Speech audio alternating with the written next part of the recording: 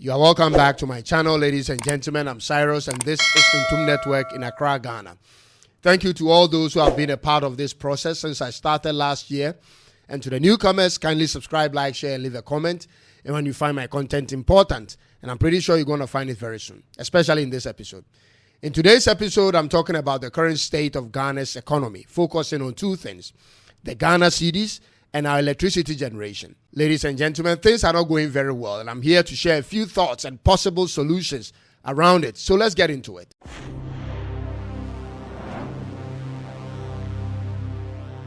So for close to 8 years now, Ghana has enjoyed a relatively stable electricity supply and has been one of the reasons why our country has been so attractive to Africans and non-Africans. The power stability has been helpful in supporting medium and small-sized businesses across the country, and Ghanaians have become used to it. We didn't need to charge our phones all the time for the fear of light outs. We are not used to buying generators and certainly didn't need to be worried about leftover foods in the refrigerators going bad.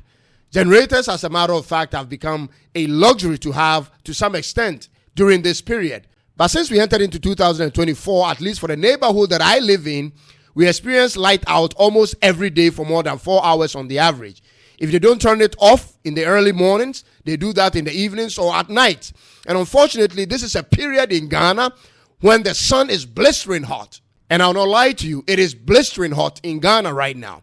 The temperature goes all the way to 35 degrees Celsius during the day and 27 degrees Celsius during the night. It's super hot and particularly unbearable when the lights are turned off. So what's happening with our electricity supply after we have boasted on the continent for these number of years? After we have trolled and teased other countries for being noisy and in darkness due to the overwhelming number of generators everywhere?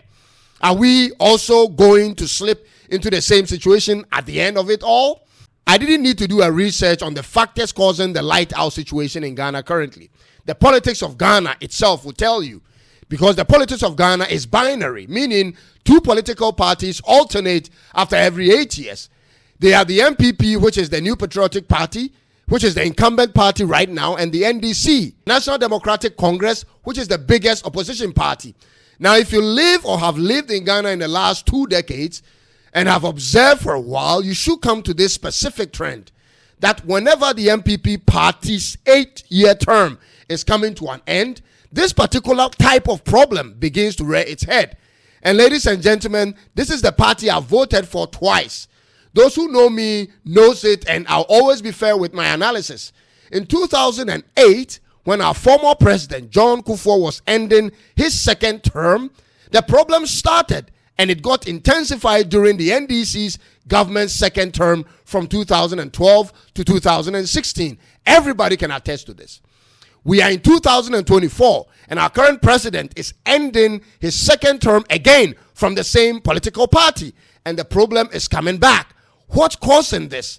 This has everything to do with political parties and the management of Electricity Company of Ghana. And I don't really care if you don't support my analysis of this situation, but I know one thing for certain, that when it gets worse, it affects everybody. We are certainly not naive on this matter.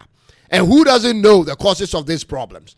It's just basic and common knowledge. First is the lack of capacity expansion. Second is the money to buy gas to power the machines. And third is the management of the machines and its systems. Everybody knows this. So if these problems still persist, it's a clear sign of a lack of planning towards them. Now, 2 of these 3 problems are purely government-centered, which are capacity expansion and the money to buy gas, whereas the third one has to do with the management of the system, its supervision, and the thefts of electricity by the citizens of Ghana. And I mean it. People are stealing electricity left, right, center. We all need the lights to stay on, ladies and gentlemen. So how do we resolve these 3 problems? Knowing very well that the population is expanding, knowing that people are buying more air conditioners because of the changes in the weather, and knowing that people are stealing electricity, and they are stealing it. And all these changes will require more power production. How much more capacity, for instance, do we need to add to the existing capacity, if I may ask? How much projected production capacity will be needed to sustain for tomorrow and for the next 20 years at least? Are our so-called leaders thinking this direction? Or as usual, they are fixated on strategies to win the next elections? Ladies and gentlemen, Ghana raised the challenge of going back to the era of scheduled erratic power supply again if the right measures are not put in place immediately. This is going to be a nightmare, and I see it coming. Second thing is, our Ghana cedi has started to plunge again. It was $1 for 12.5 Ghana cedis some few weeks ago, and today it has surpassed 13 Ghana cedis for $1. And because we import more than we produce and export, everything is affected. A 50 kilogram of cement, which was 42.5 cement type, which used to be 95 Ghana cedis, 1 week ago is now 105 Ghana cedis. Rents are going up. Fuel prices per liter has gone up to about 13.49 Ghana cedis at the pumps. And that's directly going to impact food prices and public transportation fares. And down, down, down again we go. Meanwhile, people's salaries are the same.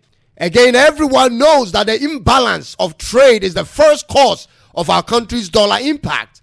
Political parties ride on that in their campaigns until they assume office. We are producing way lesser than we are importing. So there is always the need to look for the US dollar for international trade. Who doesn't know these things? What is really wrong with the black man? Is it our brain? Sometimes I ask myself, is it our brain? Is it our skin color? Could it be a curse on us? Or is it due to our nonsensical ways of always voting corrupt people who supervises over corrupt systems that produces corrupt outcomes? Because the outcomes have been the same for far too long, and when you follow up with the people directly in charge of the economy, the first impression you get is not on how to balance the trade deficit, but on strategies for them to win the next general elections. And that is a fact. For your information, Ghana is on track to hit $1 for 20 Ghana cedis by the end of this year, which will affect all the prices of everything we buy today. And everything the government does today suggests that they are more focused on the December elections more than the disaster that is ahead of us. Take, for instance, all the new taxes they are introducing in the country today. It's getting worse by the day and unbearable to the middle class and the lower class. And it's too much, ladies and gentlemen. So I need you to share with me, wherever you live in the country, or if you have visited the country before, how this is impacting your life wherever you live, and how the electricity instability is affecting your life and what your Ghana cedi today can buy for you. Yet in all this, I will still encourage you to come to Ghana.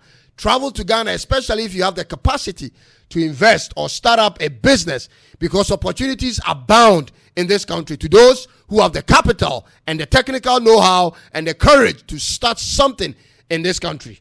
Be kind to subscribe, like, share, and leave a comment to help my channel grow.